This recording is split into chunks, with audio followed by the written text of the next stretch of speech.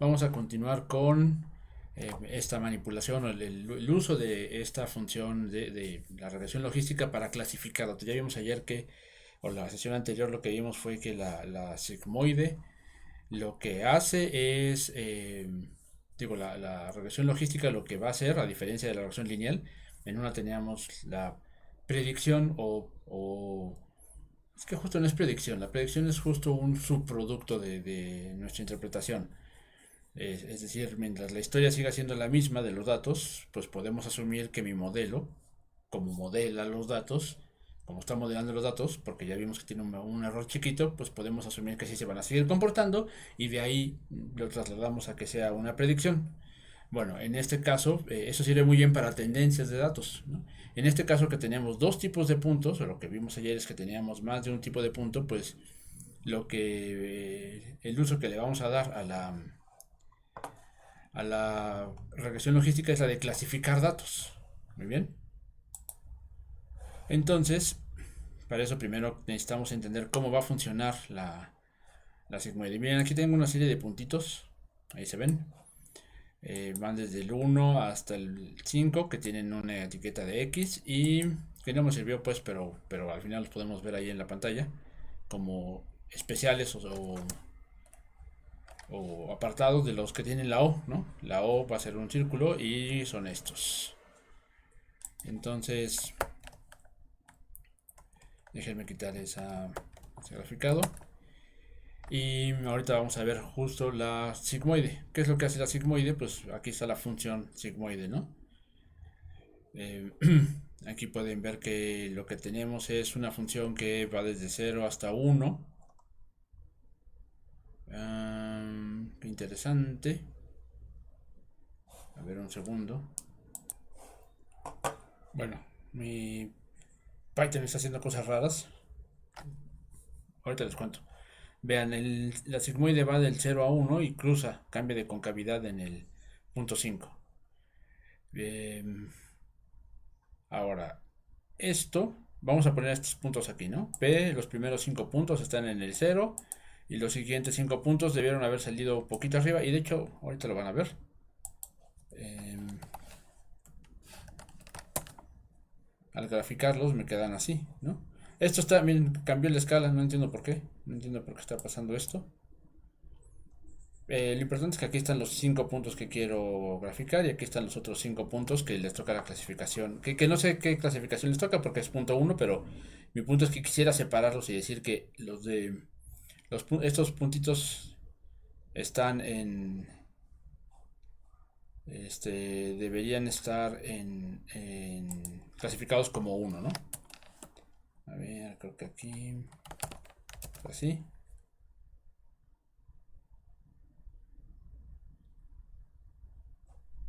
No, no fue así. Bueno, entonces lo importante ahora es encontrar cómo le hago que la sigmoide me pueda clasificar bien estos puntos. Vamos a poner a la sigmoide, primero vamos a hacer esto.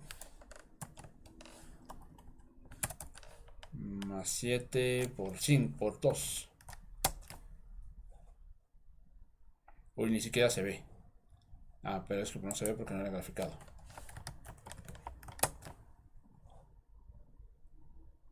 Es la naranja, vean. Un coeficiente más alto lo que hace es que la hace más aguda, ¿no? Hace esa caída más aguda. Y el más 7, bueno, eso ya lo saben, corre nuestra gráfica hacia la izquierda, entonces como lo queremos correr hacia la derecha, vamos a ponerle un menos 7 y un 3 de exponente de coeficiente de inclinación. Bueno, eso mejoró mucho porque ahora al menos unos puntos X, estos datos como X, que este problema lo pueden, si quieren, para que no sea tan abstracto, podría ser como probabilidad de que alguien le dé diabetes dado su índice de masa corporal, ¿no? Algunas personas con índice de masa corporal alto no tendrán diabetes, pero otras sí. Entonces, a partir de cierto umbral, las personas ya tienen una clasificación distinta, los pacientes, los objetos, puede ser un problema de ventas, no sé, realmente es un problema en el que tengan dos tipos de datos a partir de cierto momento. Entonces lo que queremos es que nuestra sigmoide nos ayude a encontrar esa clasificación. Entonces, ¿qué les parece si lo corremos más? Unos 10. Bueno, ahí está muy bien. O sea, ya creo que va a lograr el truco de pasar muy abruptamente entre los datos X y los datos 0. Pero me falta correrla bastante más, ¿no? ¿Qué les gusta? Unos 3 puntos más.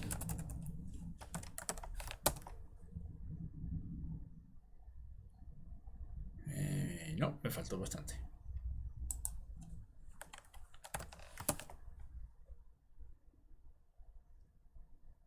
30, un 60. Bien. Eso está muy aburrido, hacerlo a mano, ¿no? Un poco creo que el punto de la carrera, de la materia, de las matemáticas, es no, de la computación, es no hacer esto a mano. Pero ese es el espíritu de lo que queremos hacer con la sigmoide, ¿no? Encontrar un conjunto de parámetros que minimicen el error. ¿Y qué error vamos a ocupar? Pues claramente el que vimos ayer, la logística, que tiene esa gracia bueno, la otra sesión, que tiene la gracia de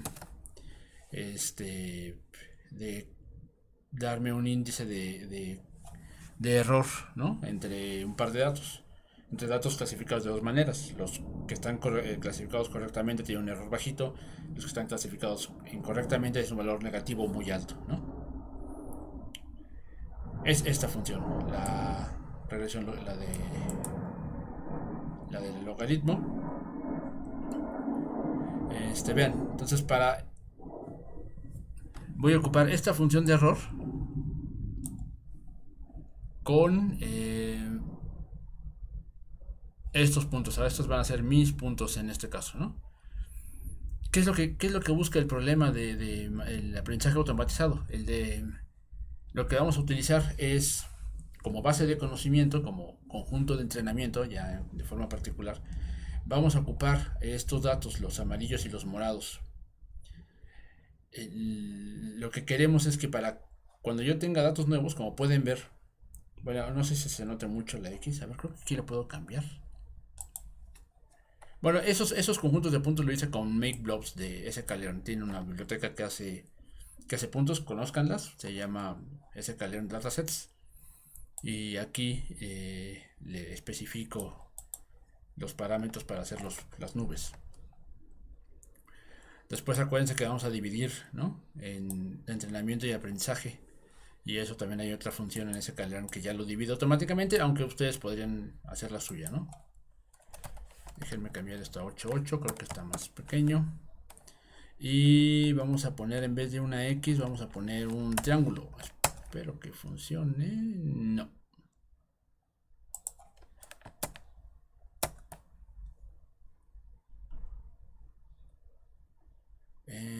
No funcionó. ¿Por qué no funcionó?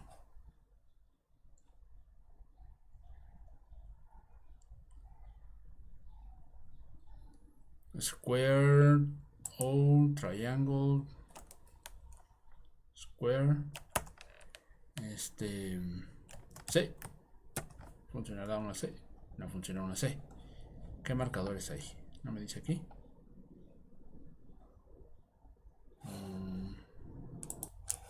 Es B lo que buscamos. Ok.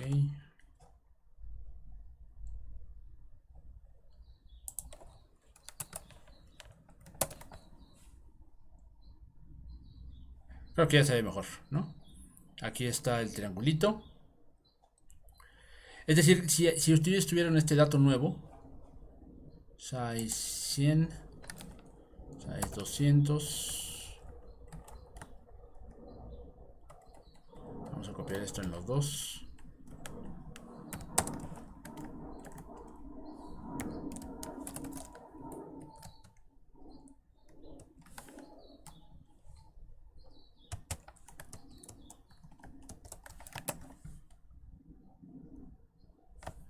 Entonces, si ustedes tuvieran estos datos nuevos, ustedes tendrían los datos originales, serían los amarillos y los morados, pero les cae un dato nuevo, un cuadrado, ¿y qué dirían que es ese dato? Pues claramente dirían que es amarillo, porque cayó dentro de los... O sea, sería difícil argumentar válidamente de forma práctica que ese dato es otra cosa que amarillo, pues porque está alrededor de los amarillos, es la región en el espacio en la que cae. Lo que le indicaría a este dato es, pues yo debo ser amarillo, porque aquí en esta zona todo es amarillo. Lo mismo pasa con el morado, ¿no? Digo, con el triángulo. El triángulo va a ser morado, pues porque alrededor, en esta región del espacio, todo parece ser morado. Y la parte interesante, creo, es determinar qué le va a tocar al circulito, ¿no? El circulito claramente está en una región en la que es difícil decidir.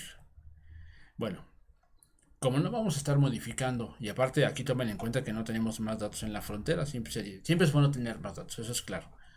Pero al no tener más datos en la frontera, pues vamos a tener que tomar alguna decisión. Para este tipo de problema muy claro, de una división muy clara de datos, nos conviene una regresión logística, y justo lo que vamos a hacer es ocupar este método de descenso del gradiente. Esos parámetros que yo estuve buscando a mano hace rato, pues lo voy a hacer de forma automatizada con un algoritmo, y ese algoritmo es este, y lo que dice es el siguiente conjunto de puntos a ocupar va a depender del anterior, y vas a corregir ese vector de puntos con lo que te indique este vector. Este vector es, bueno, este es un escalar, se llama constante de aprendizaje, pero la parte importante es que el vector es el gradiente de la función de error. Esta función de error la voy a derivar para que me digan qué dirección la voy a derivar respecto de teta.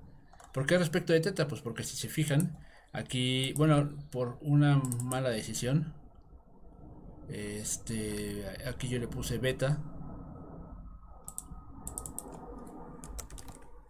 teta,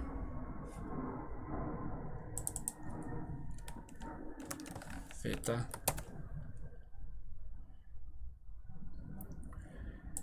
Esta es la sigmoide y está parametrizada respecto de teta. Es decir, esa es la que estuvimos moviendo, ¿no? Anteriormente, entonces es la que debemos mover ahora de forma automatizada para que se ajuste el error lo mejor posible. Entonces voy a derivar la función de error respecto de ese parámetro y a ver qué me sale. Bueno, la verdad es que estas cuentas ya las habíamos hecho. Esencialmente lo que va a suceder es que derivan la suma. Vamos a copiarnos esta suma porque esto de estar danzando entre acá y...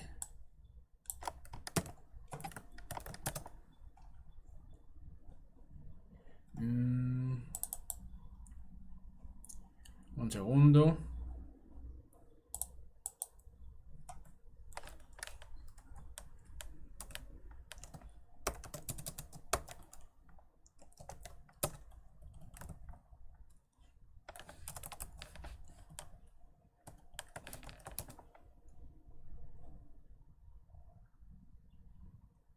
Ahí está. ¿Dónde está? Ah, aquí está, ¿no? La vamos a derivar. Entonces la primer derivada, estamos derivando el producto de, bueno, estamos derivando una suma, que significa derivar los sumandos, y después cada sumando es una multiplicación, lo que significa derivar un producto, que es la derivada de una por el otro por la una. Y después de eso, por regla de la cadena, vamos a derivar el logaritmo. Y el logaritmo tiene la sigmoide, ¿no? O sea, es un ejercicio básico de cálculo, pues, es decir, esto no debería darles problema. Entonces, ¿qué es lo que sucede? Que derivamos un sumando y luego el otro. Esto significa que vamos a tener aquí y por el logaritmo de esto es 1 entre lo que está dentro por y. Y después bueno, esto va a ser básicamente álgebra.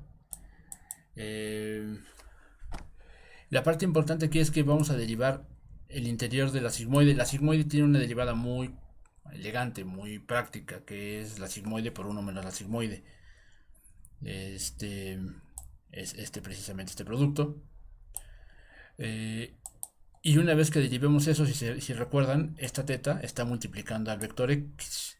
Entonces, por eso, como estamos derivando la entrada jésima, pues lo que sucede es que sobrevive, al final de esto sobrevive la entrada j décima de x.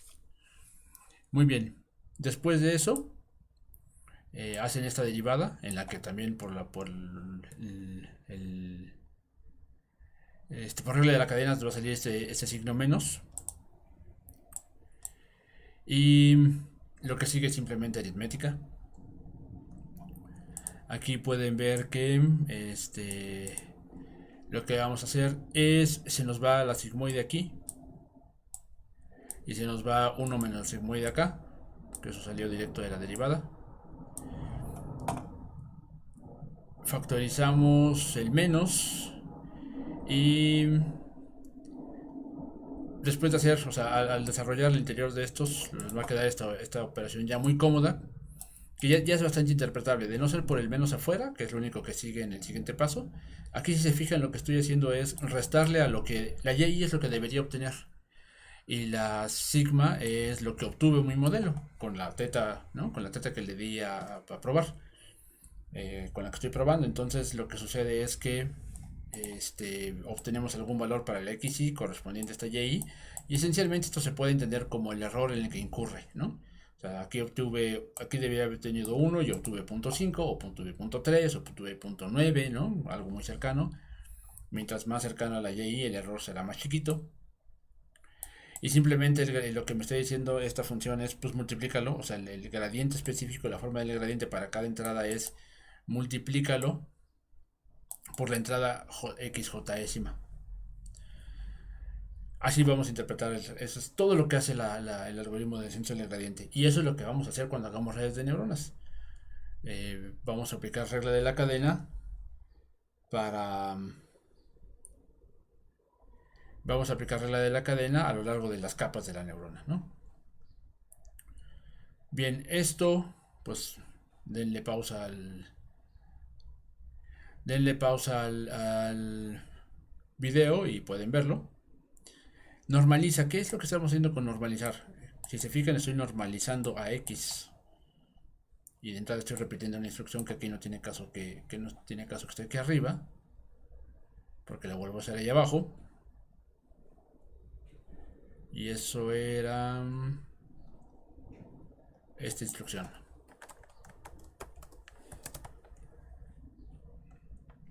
¿Qué significa normalizar? Significa llevar mis datos, bueno, dividirlos centrarlos en el origen y dividirlos entre la desviación estándar. Ahorita no tiene mucho sentido, va a tener más sentido, bueno, como pueden imaginar que hay una desviación, ya lo habíamos dicho antes, que algo tenga una desviación estándar, pues va a significar que pues sea bien modelable, ¿no? Capturable por la distribución gaussiana. Simplemente elimina ruido. En términos prácticos, elimina ruido de mis datos. Pero se los puedo mostrar con otro ejemplo más concreto. Más claro visualmente, ¿no? Entonces, dividimos en conjunto de entrenamiento y prueba. Ya, eso tiene que ver con el concepto de el intercambio entre el compromiso entre ruido y varianza. Y utilizamos descenso del gradiente. Un chorro de iteraciones. Y la T significa que cada 1000 iteraciones voy a tener un mensaje de cómo va el error. O sea que esto que están viendo es el error en el que incurre el modelo. Claramente nos dan que pasar los datos y las etiquetas asociadas a esos datos para que pueda hacer la corrección, como se imaginan, durante 6000 iteraciones. Vean, empieza con 258 de error y va disminuyendo hasta llegar a 27, ¿no? Muy bien, vamos a ver cómo era. Este método guarda todos los pesos aquí en la variable pesos.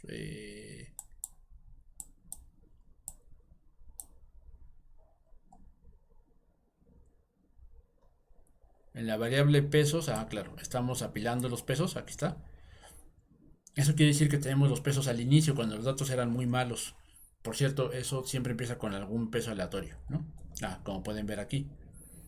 Aquí están los pesos de forma aleatoria. Estoy generado de forma aleatoria y pues eso ya calcula algo muy malo seguramente, pero calcula algo. Bueno, entonces vamos a calcular la matriz de confusión con ese primer peso. Y esto quiere decir que aquí tenemos 62 datos de la clase 0 que están bien clasificados y 62 casos de la clase 2 que están totalmente mal clasificados, porque solo uno cayó en la clase que debería. Este. Y. ¿Por qué me salió ese error tan bonito? SH sigmoide.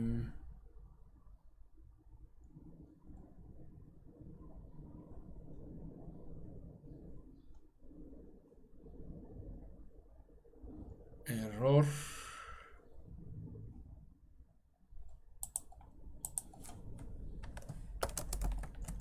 Ahorita les digo por qué salió ese error salió muy bajo. O sea, el primer error es 258. Tal vez porque no se guardó. Ahorita necesitamos eso. Al finalizar, vean.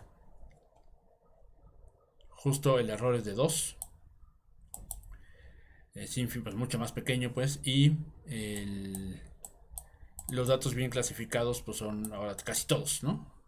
Uno no alcanzó a clasificarse bien. Seguramente será uno de estos.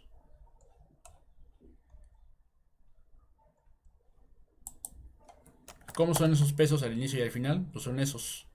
Error de mala clasificación y error de buena clasificación. Un poco nada más es fetiche porque no indica nada verlos, pero lo único es vean el cambio, ¿no? Y eso se ve mejor gráficamente. Aquí están viendo justo en esta imagen. Lo que pueden ver son precisamente estos pesos. Este fue en la iteración 0, en la iteración 6000, se va poniendo más al amarillo. Y pues siguieron esta trayectoria, ¿no? Los pesos fueron cambiando. Y el error, esto sí es muy común verlo. ¿Ok? Bien, vamos a hacer un pequeño ejemplo. Porque, o sea, bueno, aquí esta parte nada más es de comprobación. Yo sé que muchos de ustedes no tienen como, bueno, nos interesa, nos gusta mucho ver los datos ya finales, ¿no? Y aquí lo que están viendo es lo que debía ser y lo que se obtuvo al final. Después de, fíjense, aquí estoy haciendo un redondeo del dato. Eso significa que, pues como pueden imaginar, salió la sigmoide con un valor real y lo estoy redondeando a 1 para que sea interpretable como una probabilidad, ¿no? Perdón.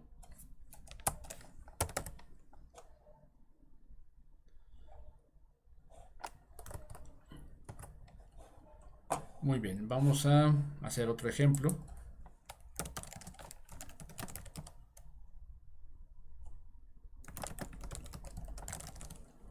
Load breast cancer.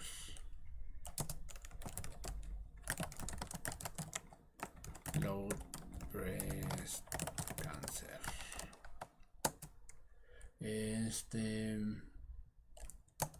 Vamos a ocupar pandas.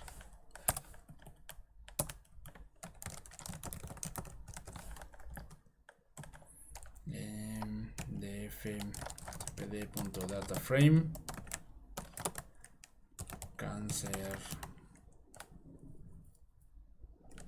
data.data y las columnas es cancer data. Todos los notebooks future names. Los datasets de sklearn así vienen típicamente. Es un diccionario en el que los datos son data y ¿de qué habla este problema? Pues este problema de lo que habla es eh, de clasificar o anticipar justo si un tumor es si un tumor es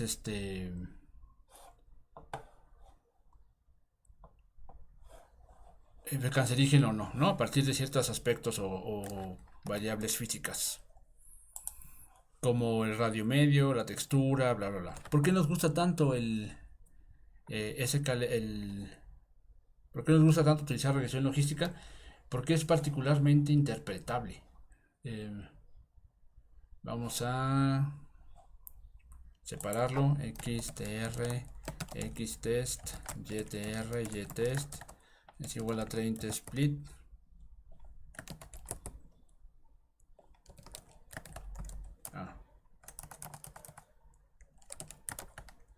Y simplemente con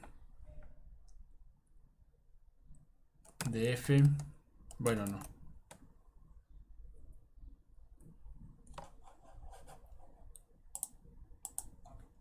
Aquí me falta justo la variable de clasificación. Cáncer data punto target se llama. Target.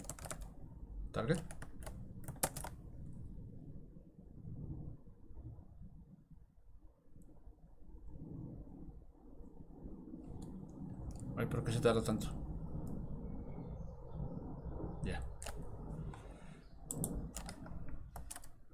¿Qué tiene target?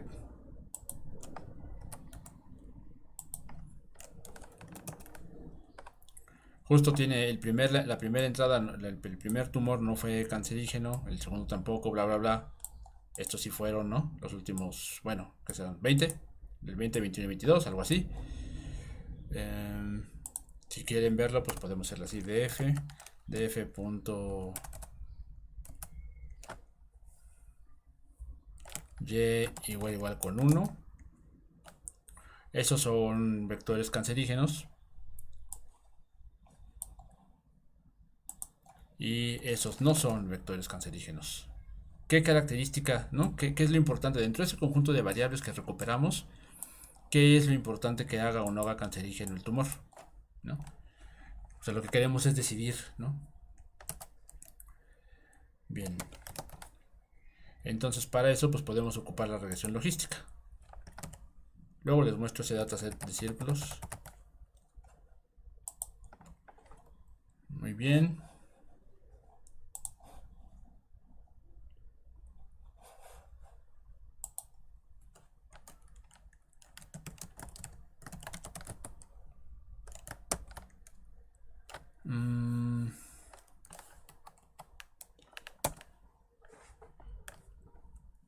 No lo voy a hacer con el método que tengo porque la verdad no lo he probado con este, porque como es un método hecho a mano, pues tengo que quitar o convertir esto a un vector de NumPy y quitar las columnas y varias cosas antes de poder ocuparlo, pero esencialmente va a pasar lo mismo. clf.fit xtr ytr. Esto está complicado si no instancio esta.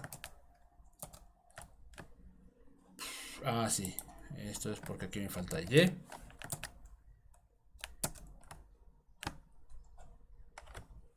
Muy bien, entonces ahora las predicciones son clf.predict xts, vamos a probar con el conjunto de prueba.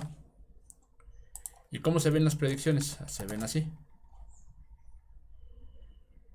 ¿Y cómo se ven, no? ¿Cómo se ve los vectores asociados a, ¿no? las variables de clasificación de ese conjunto de entrenamiento? Pues se ve así. ¿Qué también le fue? Bueno, pues para eso podemos hacer precisamente utilizar la matriz de confusión. Print confusion matrix de y, p, y, yts con prets. Entonces aquí lo que están viendo es que 58 variables cayeron bien. Aquí hay varias cosas que corregir. Nada más estamos haciendo esto muy como un ejercicio porque hay varias cosas que, algún otro aspecto que calibrar como un coeficiente de regresión. ¿Cómo se llama? Perdón. Se me fue. Aquí podemos ponerle c igual a 10.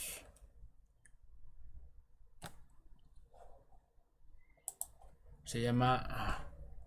Se me fue el. Cuando queríamos evitar que los pesos exploten por deriva. Se me fue. Regression. Ahorita, como siempre, me voy a acordar después y después les digo. Pero la parte interesante de esto es que podemos pedirle, o sea, podemos ver los pesos asociados al el peso final. En mi caso era el vector W, el último vector calculado. Y en este caso, en los clasificadores de sklearn se llama coef. Vean, tenemos esos, este, tenemos estos valores. Vamos a analizarlos. ¿Qué quiere decir esto? Esta es la parte que me interesa que vean. Que un vector más bien cercano a cero indicaría que no es tan importante. Indicaría que no es tan importante esa entrada, ese atributo. Es decir, estos atributos están muy cercanos a cero. Quiere decir que esa entrada pues la está ponderando por casi cero. Y son poquitos los que están cercanos a uno, ¿verdad? Este es muy importante aparentemente respecto de los demás. Y ya. Y aparte con valor negativo. Vamos a ver cómo se llaman, ¿no? df.columns. O, pues sí.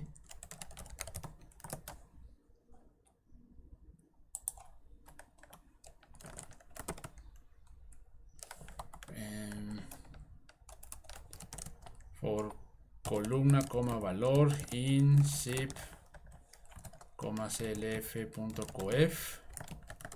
A ver, print.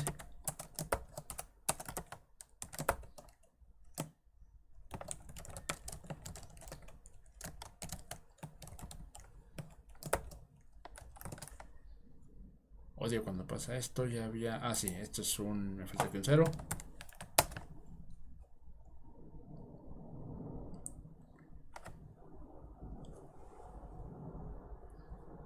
Vean, quiere decir que el atributo min_radius, el radio, es muy importante. Vamos a...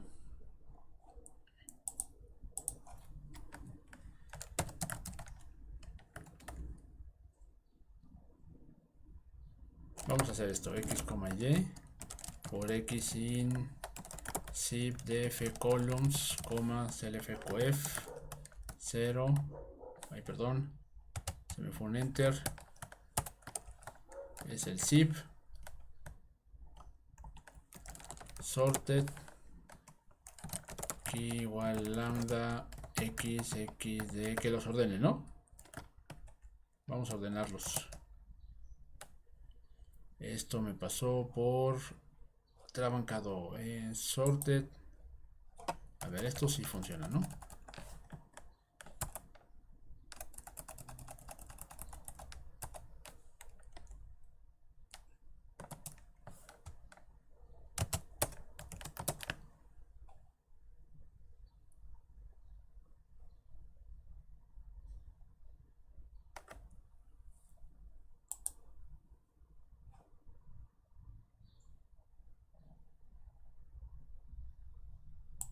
Ajá, es esto. Ok, ya. Sorted. Esto. Aquí igual lambda x de 1. Y pues ya los podemos imprimir. For columna valor in b.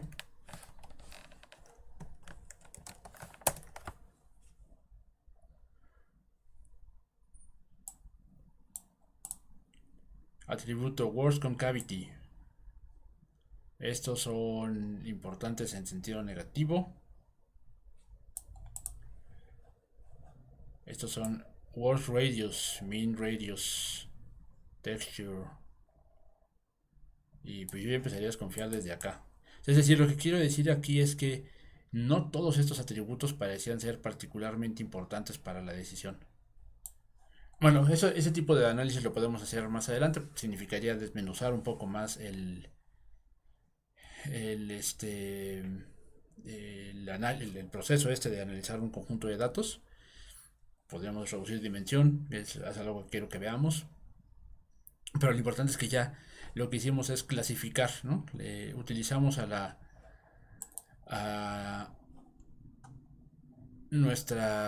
este clasificador para que de forma automática clf.predict le podemos pasar aquí un vector ver df.iloc de 20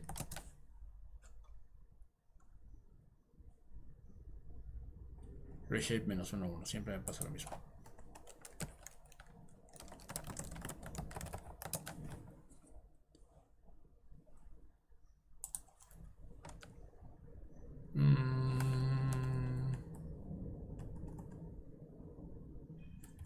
A ver, df.ilog 20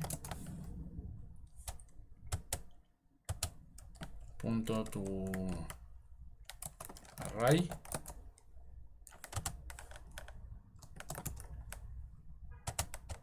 of tu numpy. Era tu numpy. Y ahora entonces este vector se lo pasamos al f.predict, se lo pasamos al predictor. Y ahora quisiera el reshape.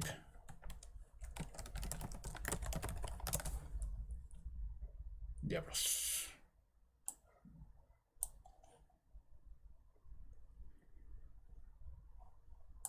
Creo que es esto. 0.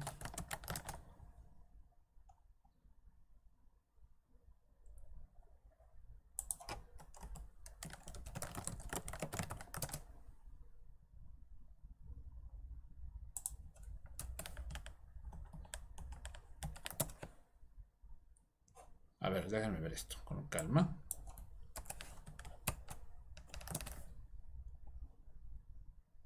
Sí, pues eso está mal.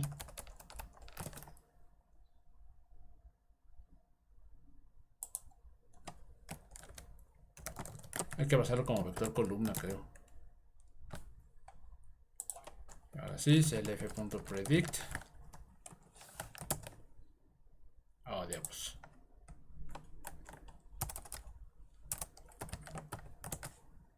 Ahí está. Perdón por esto. Siempre me pierde la anotación específica. Aquí no se preocupen. A ver, esto, como pueden ver, pues hay que corregirlo en el momento, se puede. Pero aquí esperan un vector, ¿no? De tamaño, de la misma dimensión que con lo que con el que entrenaron, ¿no? Ese vector, pues en este caso agarré uno claramente, debería inventarme uno en particular, pero el punto es que asuman que este vector pues ya es uno nuevo, no visto, y hay que pasarlo de una forma muy específica. Vamos a ver cómo debería ser. Es que tiene que ser un vector columna, sí. Control C, Control B. No tiene que, debe tener una dimensión extra. Eso es lo que me pide sklearn, y también Keras y esos bibliotecas. Entonces lo pasan y lo que les dice es que ese vector debería ser cancerígeno debido a lo que aprendió, a lo que generalizó. Bien, esto va a ser todo por hoy y nos vemos pronto. Chao.